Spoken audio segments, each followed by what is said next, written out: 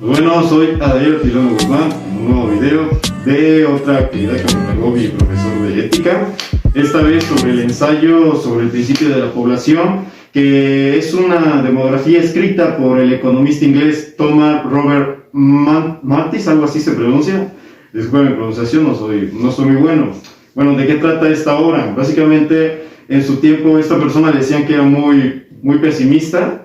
¿Por qué? Porque decía que la población avanzaba muchísimo más de lo que avanzaban los recursos que podía proveer el ser humano. O sea, según para él, iba más en picada la subida de la población que los recursos que podríamos nosotros como ser humanos ir creando.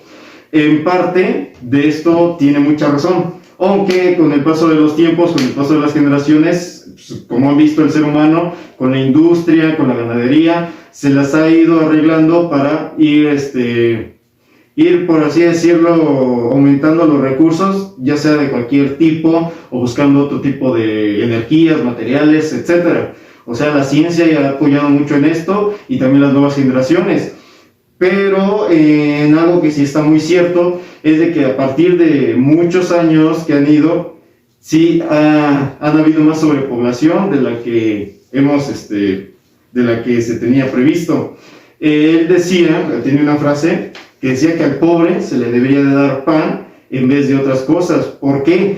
Porque el pan es de las cosas más baratas, aunque no tuviera nutrientes ni nada. O sea, el pan debería ser barato y proporcionársela a todos. También él decía que esta crisis se debía mucho a que el ser humano se la estaba pasando en guerras, en revoluciones.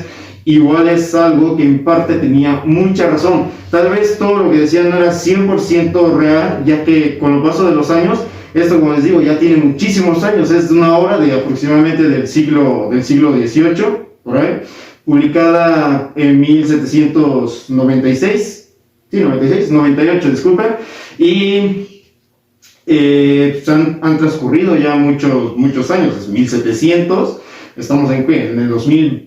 A la fecha que estoy grabando este video, estamos a 2021, a punto de acabar y entrar al 2022. O sea, ya han pasado muchísimos años desde la publicación de este libro y han transcurrido muchas cosas, cambios tecnológicos. Las nuevas generaciones cada vez superan a las anteriores en ciertos aspectos. Y sí, o sea, el ser humano se las ha ido apañando para ir mejorando sus recursos, etcétera, como ya lo habíamos comentado al principio del video. Pero sí tiene mucha razón, las guerras han afectado muchísimo. ¿Por qué? Siempre el ser humano ha querido tener más territorio, tener más recursos, tener más, por ejemplo, Estados Unidos, España, Japón, que se la pasaban antes peleando. Antes España era una de las grandes potencias, ahorita ya no se ve mucho, aunque sigue siendo uno de los países primermundistas donde mejor les va. Y Estados Unidos, pues gracias a todo lo que ha conseguido en batallas, en guerras, sus alianzas que ha conseguido, ha sido de los que se han permanecido más tiempo en el poder. O sea, sí, el ser humano aún sigue buscando batallas, revoluciones, guerras entre nosotros mismos para conseguir más recursos para nuestro propio territorio. O sea, en esa parte él ha tenido mucha razón. ¿Y qué pasó en las guerras mundiales? ¿Qué fue lo que pasó?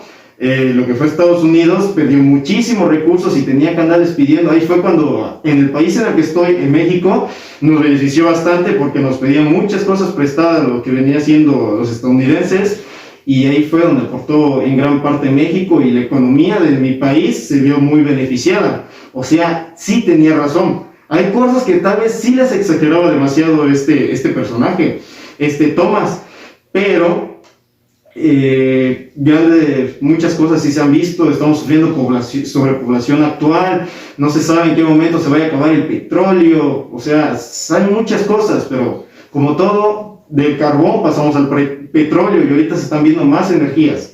Así que bueno, esto no fue hablar sobre el ensayo como tal, sino simplemente dar mi punto de vista sobre si este personaje, si este escritor estaba bien en sus cosas. Al menos en mi punto de vista, gran parte de las cosas que dijo tienen mucha razón, hasta en sus frases. Sí era muy pesimista, pero era 1798, O sea, ha pasado mucho tiempo, en esos tiempos eran otras tecnologías, otros tiempos, otra sociedad. Así que bueno, esto sería todo, espero que les haya gustado y nos estaremos viendo pronto.